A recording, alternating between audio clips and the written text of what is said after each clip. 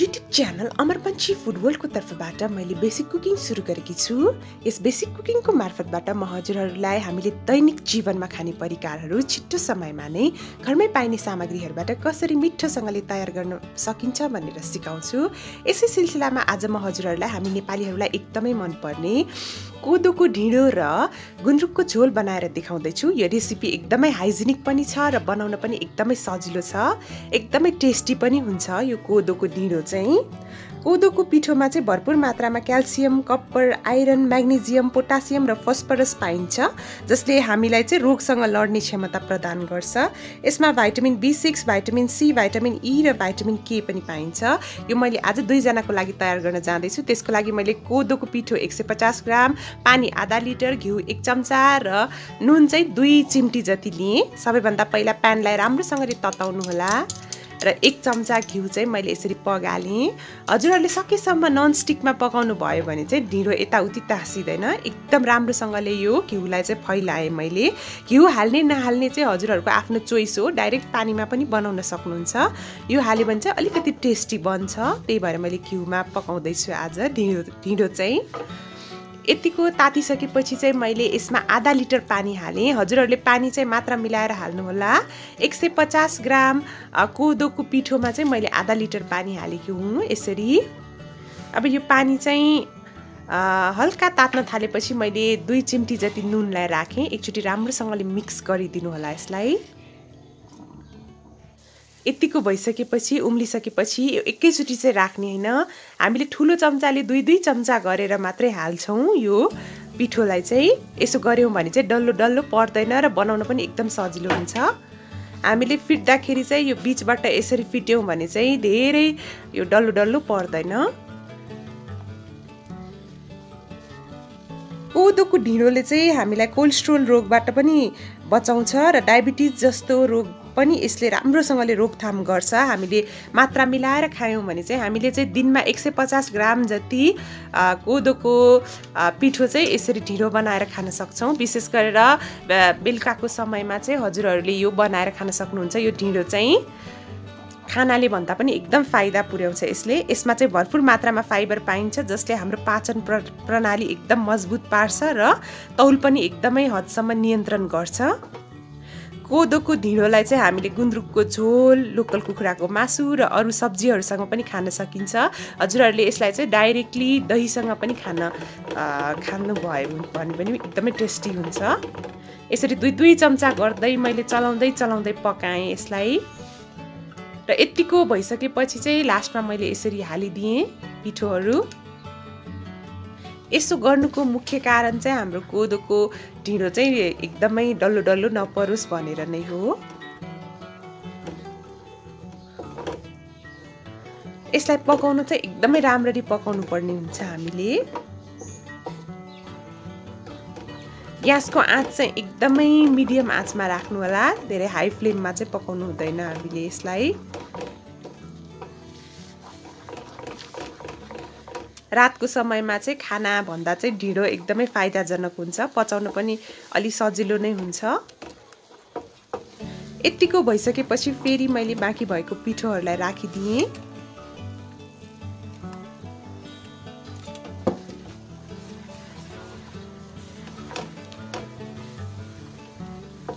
विशेष गरेर कोदोबाट बनेको चिजहरू खाँदाखेरि चाहिँ हाम्रो हड्डी पनि एकदमै बलियो हुन्छ। यतिको सोलिड फर्ममा आइसकेपछि चाहिँ यसलाई हामीले लगातार आगोको आँच एकदम सानो आँचमा राखेर यतिको भइसकेपछि चाहिँ करिब 7 मिनटसम्म मजाले चलाइकन यसरी पकाउनु पर्छ। यसलाई जति राम्ररी मस्काउनुहुन्छ त्यति नै यो टेस्टी बन्छ। करिब 7 मिनट हामीले यसलाई कन्टिन्युअसली यसरी मस्काएर पकाउनु पर्ने हुन्छ। यो बनाउँदाखेरि चाहिँ हाम्रो हातको एक्सर्साइज पनि एकदम मजाले हुने गर्दछ। जति राम्ररी यसलाई यसरी मस्काउनु भयो त्यति नै मिठो बन्छ। यो चाहिँ थोरै मात्र खाए पनि एकदमै सँगले हामीलाई पेट भर्छ।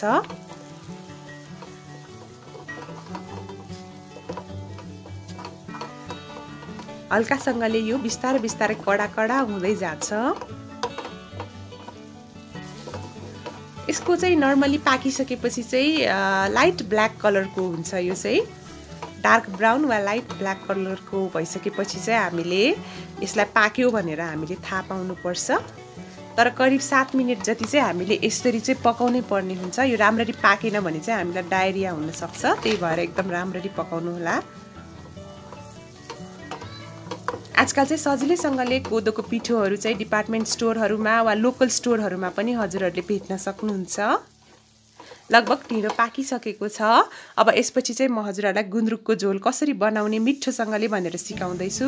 आज मैले एकदमै नयाँ तरिकामा गुन्द्रुकको झोल बनाउन जाँदैछु।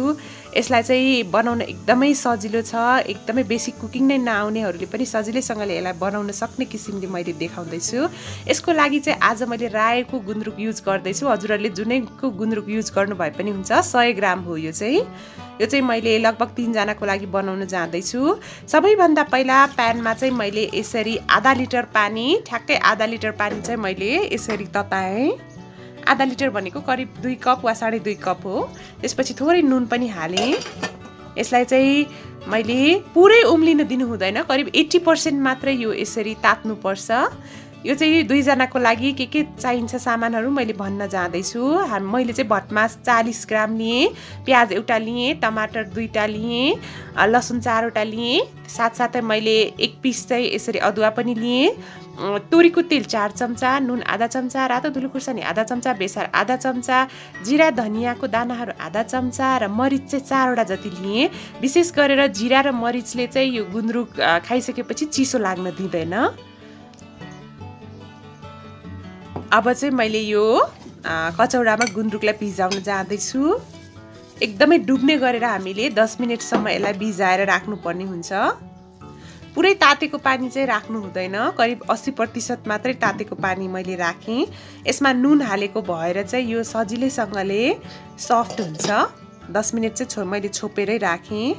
10 मिनेट पछि चाहिँ यसलाई राम्रोसँगले स्क्विज गर्नुपर्छ। हामीले तातो पानीमा यसरी भिजायौँ भने चाहिँ एकदम यो सफ्ट पनि हुन्छ र यसमा चाहिँ गुन्द्रुकमा भएको सबै खालको यो बालुवाहरू वा इम्प्युरिटिजहरू पनि जान्छ।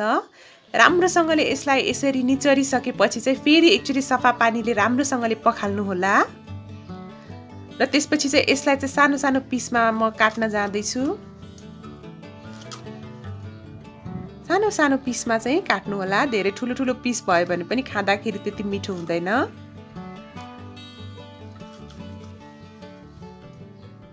हजुरहरूलाई चाहिँ गुन्द्रुक चाहिँ सागबाट वा अरू कुनै मुलाको सागबाट कसरी गुन्द्रुक बनाउने भनेर थाहा छैन भने चाहिँ मैले तल डिस्क्रिप्सन बक्समा लिङ्क राखिदिएकी छु। गुन्द्रुक बनाउने तरिका हजुरहरूले क्लिक गरेर हेर्न सक्नुहुन्छ।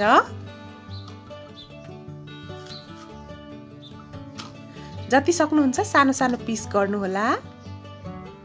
यसपछि मेन चाहिँ गुन्द्रुकलाई टेस्टी बनाउने भनेको चाहिँ यसको मसलाले नै हो। म मसला तयार गर्न जान्दैछु। मैले एउटा सिलौटामा यसरी जिरा र धनियालाई पिसेँ। हजुरहरूले डाइरेक्ट मिक्सीमा पिस्न पनि सक्नुहुन्छ। हल्का भुटेर पिस्नु भयो भने एकदम टेस्टी हुन्छ। यो चाहिँ मैले चाहिँ हल्का भुटेको थिएँ। त्यसपछि यो मरिचलाई पनि हालेँ। यसलाई राम्रोसँगले ग्राइन्ड गराउनको लागि चाहिँ म यसैमा नुन हाल्न जाँदैछु। नुन हाल्यौँ भने चाहिँ हामीलाई यो ग्राइन्ड गर्न एकदम सजिलो हुन्छ। मैले लसुन अदुवालाई पनि हालेँ। यसलाई पनि राम्रोसँगले थिच्नु होला। मेनली गुन्द्रुक मिठो हुने भनेको चाहिँ मसलाले गर्दा नै हो। एकदम राम्ररी थिच्नु होला यसलाई।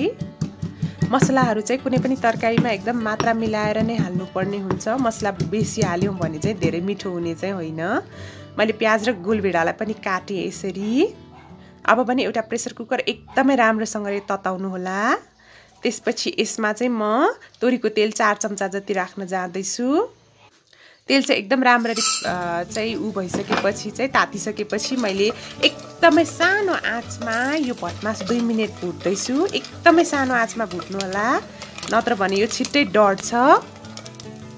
एकदमै सानो आँचमा चाहिँ मैले भुटिसकेँ यसरी। यसपछि चाहिँ म यसमा प्याज भुट्न जाँदैछु। म नुन चाहिँ फेरि हाल्दिनँ, नुन मैले अघि मसलामा नै हालिसकेँ। एउटा प्याजलाई मैले मसिनोसँगले काटेकी थिएँ, त्यसलाई पनि म फ्राई गर्न जाँदैछु यसरी। प्याज चाहिँ हल्का गोल्डन ब्राउन नहुन्जेल हामीले फ्राई गर्नुपर्छ। अब चाहिँ मिडियम फ्लेममा हजुरहरूले पकाउन सक्नुहुन्छ यसलाई। कसैलाई चाहिँ साइनस हुनेहरूलाई चाहिँ यो गुन्द्रुक खाँदाखेरि हल्का रुगा लाग्ने प्रब्लम हुन सक्छ। त्यस्तो नहोस् भन्नुको लागि चाहिँ गुन्द्रुक पनि हामीले करिब 2 मिनेट जति एकदम लो फ्लेममा फ्राई गर्छौं यसो गयो भने चाहिँ हामीलाई रुगा लाग्ने त्यस्तो प्रब्लम हुँदैन गुन्द्रुक खाइसकेपछि चाहिँ 2 मिनेट एकदमै लो फ्लेममा मज्जाले पकाउनु होला यसलाई यतिको 2 मिनेट पकाइसकेपछि मैले यसरी टमाटरलाई पनि हाले टमाटर चाहिँ रातो र पाकेको वाला नै हाल्नु होला हल्का यो पकाइसकेपछि चाहिँ यसमा मैले यसरी लसुन अदुवाको पेस्ट जुन अघि मैले सिलौटामा पिसेकी थिएँ त्यसलाई पनि हाले हल्का यसलाई पनि फ्राई गर्नुपर्छ तर धेरै डढ्न चाहिँ दिनु हुँदैन अब म यसमा केही आलुको पिसहरु पनि राख्न जाँदैछु यो चाहिँ कम्प्लिटली अप्सनल हो हजुरहरुलाई आलु मन पर्दैन भने चाहिँ नहाल्दा पनि हुन्छ मलाई चाहिँ आलु मन पर्ने भएर मैले थोरै आलु यसरी हालिदिएँ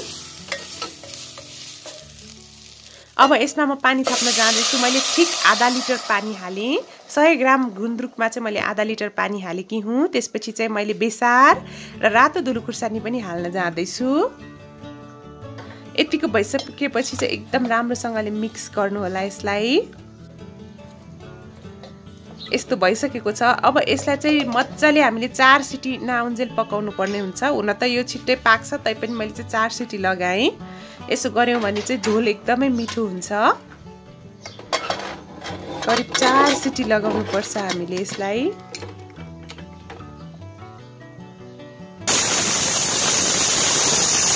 र सिटी आइसकेपछि यो कस्तो देखियो म हजुरहरुलाई देखाउन चाहदैछु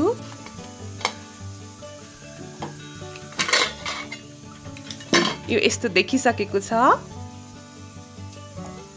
यसको झोल पनि एकदम खाउ लाग्दो भइसकेको छ यसबाट एकदमै मिठो बास्ना आइसकेको छ र यसलाई चाहिँ अब म सर्भ गरेर देखाउन जाँदैछु यसरी आजको रेसिपी हजुरहरुलाई कस्तो लाग्यो यदि यो रेसिपी मन पर्यो भने चाहिँ आफ्नो किचनमा एकचोटी जरुर ट्राई गरेर खानु होला विशेष गरेर यो लकडाउनको बेला चाहिँ तरकारीको सर्टेज हुँदाखेरि हजुरहरुले यसरी गुन्द्रुकको झोल एकदमै मिठोसँगले आफ्नो घरमा बनाएर चाहिँ खान सक्नुहुन्छ एकदम सिम्पल तरिकामा हाम्रो गुन्द्रुक पनि रेडी भयो र ढिँडो पनि रेडी भयो यसलाई चाहिँ संयुक्त रूपमा म राखेर देखाउँदै छु यसरी अचारसँग खान सक्नुहुन्छ यो अचार चाहिँ अकबरे खुर्सानी र कागतीको हो यसको लिंक पनि मैले डिस्क्रिप्सन बक्समा राखिदिएको छु क्लिक गरेर हेर्नु होला कसरी बनाउने भनेर भिडियो मन पर्यो भने भिडियोलाई लाइक कमेन्ट र शेयर गर्न नबिर्सिनु होला साथै मेरो च्यानल अमर पंछी फूड वर्ल्डलाई सब्स्क्राइब गरिदिनु होला thank you so much for watching have a nice day happy cooking to all of you सबैजना सुरक्षित रहनु होला घरमै